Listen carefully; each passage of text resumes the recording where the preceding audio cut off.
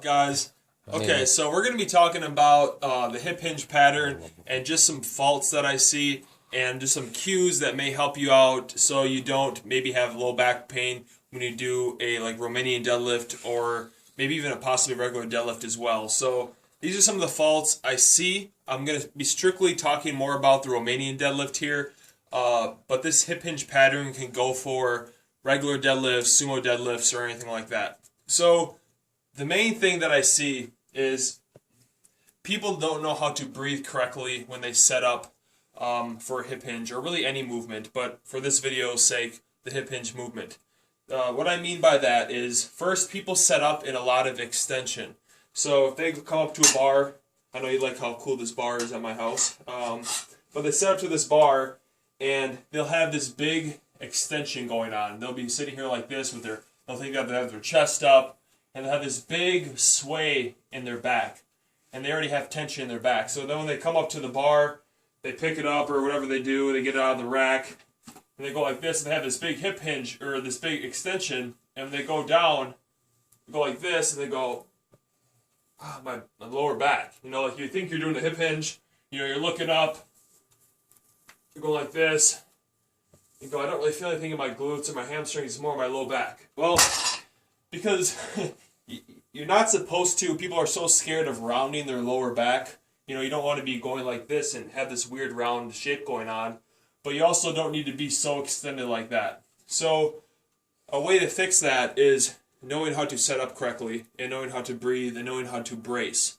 So what I mean by that is when you come up to the bar, and as far as bracing goes, I can get into this a little bit deeper in later videos, but you want to, instead of having this huge rib flare, this huge sway back going on, you need to bring these lower ribs down in the front. And by doing that is, you do an exhale. So you bring these ribs down, and then you do an inhale.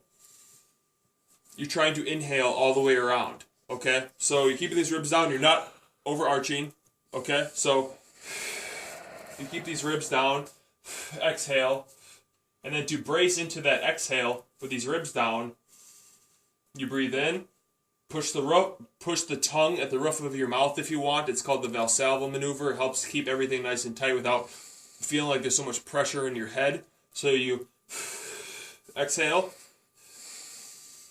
inhale, everything is braced, my ribs are down, I'm not rounding in my back, but I don't have a huge extension. I have a nice fine shape for my lower back to be safe.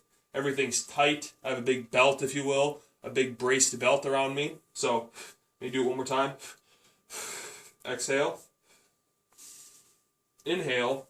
Okay, then if I go to pick up the bar, okay, I'm here, I set up, I'm still braced. And I tip, and nothing changes, stretch, come up.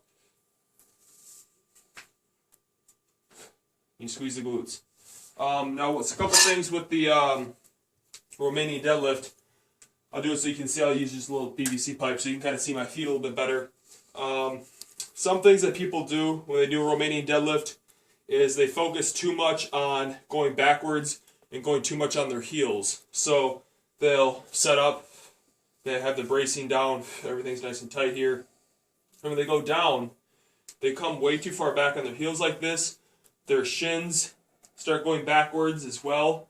They kind of have this going on, and they'll come up like that. And that's not correct. So what you want to do, what I like to focus on, is making sure you have just even distributed weight on both feet. So have a balance, so don't feel like you're pushing too much on your right leg or too much on your left. Have a good balance between it. You should have about shoulder width, maybe a little bit wider, may depend on the person. Your toes can flare out a little bit or be straight. It depends on you. But when you go down, keep your big toe, little toe, and heel on the ground during the whole movement. And try to keep your calf and your shin as vertical as possible. What's going back are your hips, not your shins or your knees or anything like that. So your big toe, little toe, and heel stay on the ground. Weight is evenly distributed between both legs. So you set up nice and tight. I have my back nice in a good position. Ribs are down. I'm set up here. I breathe in. I'm braced. I bend my knees slightly. See the little slight knee bend? And I tip. And I come up. I tip. You can see from this position right here, I have even distributed weight. My big toe, okay, little toe, heel are on the ground. My shins are pretty vertical, and my hips are back. And then when I come up, I squeeze the glutes as hard as I can. So the whole time the glutes should be on, but when you come up into the extension position, you should be squeezing your glutes to finish the position, not extending your low back. This, from the hips up, doesn't change. That stays the same. It's a hinge of the hips, not of your low back. So I think that should pretty much cover it. As far as the bar position going down, you can have it riding down your legs the whole time. Some people have it maybe out a little bit in front of them.